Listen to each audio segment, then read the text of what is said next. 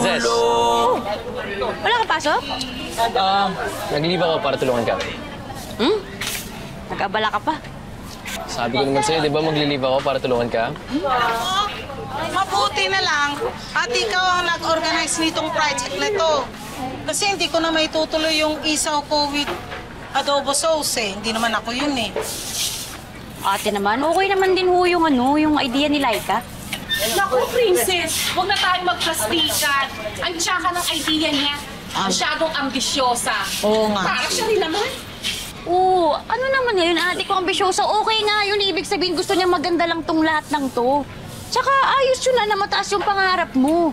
Dapat nga, di natin nililibitan yung mga pangarap natin, no? Kasi kahit ano pa yan, kung gugustuhin natin, makakaya natin, di ba? Tama, tama.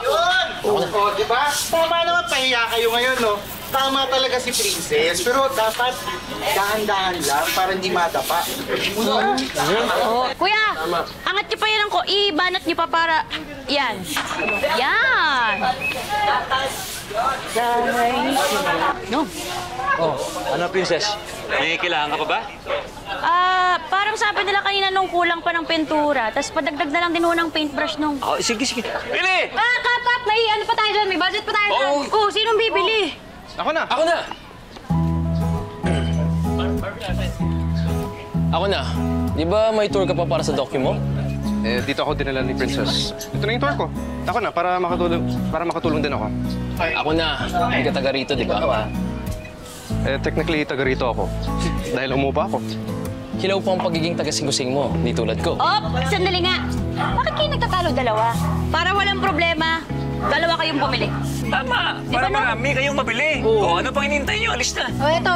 Pera, 1, 2, 3, oh. Oh. 3,000 yan. Ay. Ako na. Ako na. Ako na. Kami na. Uy! Dalawang to. Yung resibo, ha?